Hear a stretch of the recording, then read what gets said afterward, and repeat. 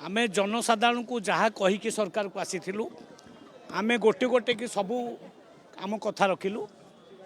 सुभद्रा योजनार आउ शुभारंभ निजे यशस्वी प्रधानमंत्री तांको जन्मदिन आसी ओडिशा रे कले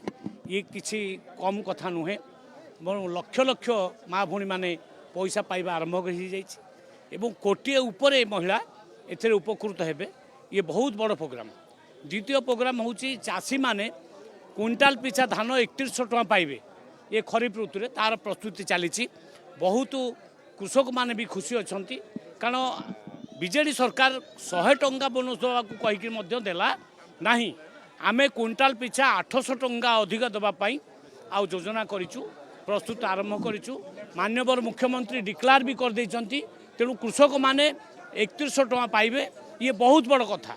एवं सबु पनीपरिया ठू नहीं आलू पियाज चाष केमती ओडिशार हम से कोल्ड स्टोर मध्य प्रतिष्ठा करने बजेट रे पैसा आसी जाइए तेणु गोटे भल सरकार ओडिशा को आसी प्रभु